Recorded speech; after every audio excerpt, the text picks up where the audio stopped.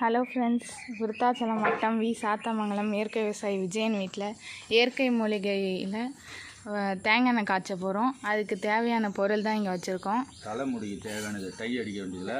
Tie அடிக்க வேணாம், பொடுகுலாம் போயிடும், முடி நல்லா கருப்பாக வளரும். அதுக்கு கொட்டாது, முடி கொட்டாமல் இருக்க அதுக்கு தேவையான பொருள்லாம் இப்போ காட்ட போகிறோம். ஃபஸ்ட்டு வந்து வெள்ளை கரிசலாங்கண்ணி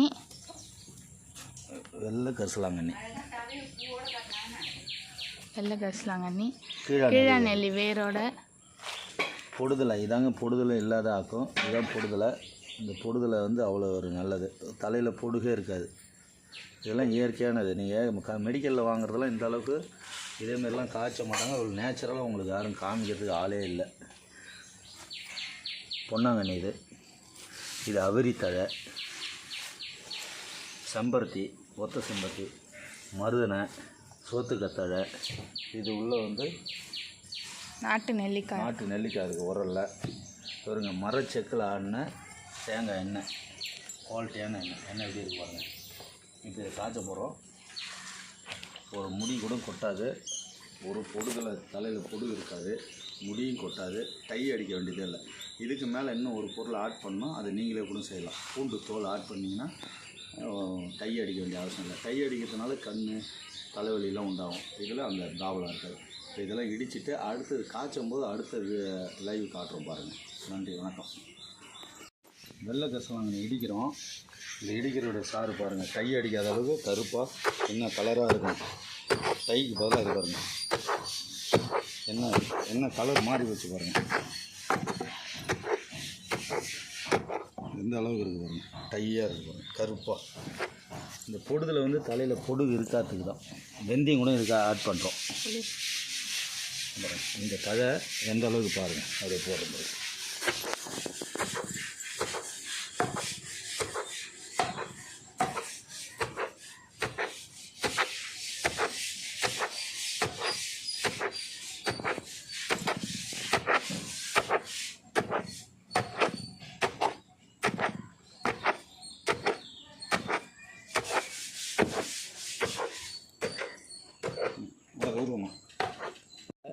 தலையில் மெயினாக பொடுகு இருக்கிறவங்க ரொம்ப கஷ்டப்படுறீங்களே, இது ஒரே இது போதும். நீங்களே கூட இதெல்லாம் செய்யலாம். நாங்கள் செஞ்சு எங்கள்கிட்ட வாங்கணுங்கிற அதெல்லாம் கிடையாது.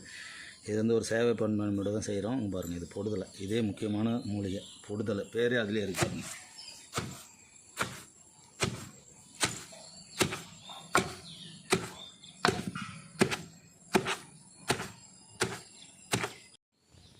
பொடுதலை இடிக்கிறதுனால எப்படி இருக்குது பாருங்கள்.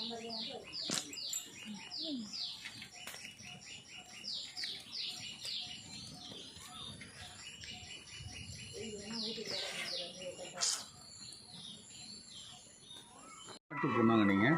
இப்போ இது மூணாவதாக இடிக்கிறோம்.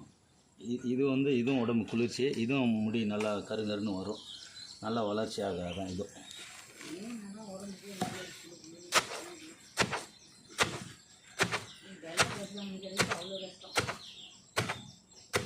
மூணாவதாக இடித்து போடுறோம்.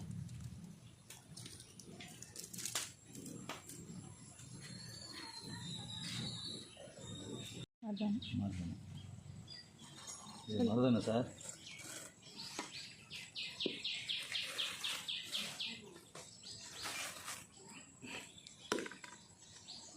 அடுத்தது அவிரி.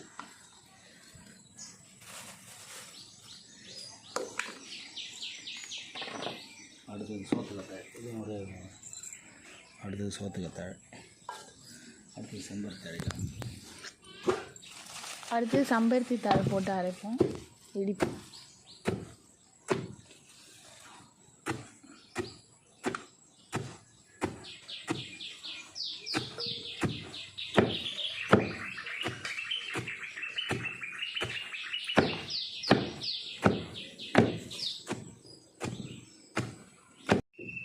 இப்போ நம்ம மர உரலில் இடித்த தழையெல்லாம் பாருங்கள், தேங்காய் எண்ணெயில் போட்டு காய்ச்சிரும். இப்போ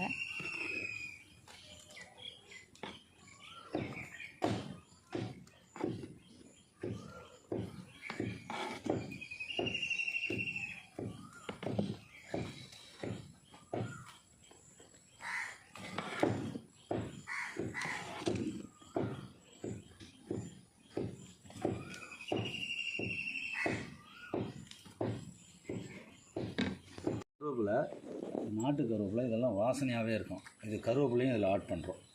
அடுத்தது வாசனைக்காக ஏலக்காய். இதையும் இடித்து இதையும் அது கூட போடணும். அந்த 8 விதமான தழையில் இது ஒரு 9 விதம். இது நாட்டு கருவேப்பிலை, வாசனையான கருவேப்பிலை. எல்லாமே மர உரலில் தான் இடிக்கிறோம் பாருங்கள். அப்படியே அங்கே கொதிச்சுட்டு இருக்குன்னு காட்டுமா, அப்படியே போகும். தான் காட்டுமா.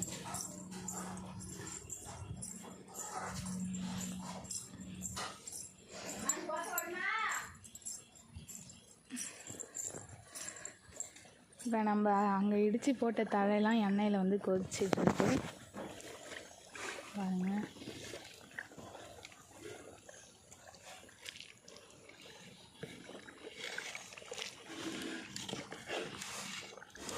இதில் வந்து இப்போ 9 விதமான தழை போட்டிருக்கோம். இது இப்போ கொதித்து இதை ஒரு நாள் ஆற வச்சு அடுத்த நாள் பாட்டிலில் பேக் பண்ணுவோம். அதையும் நாங்கள் வீடியோ எடுத்து போடுறோம்.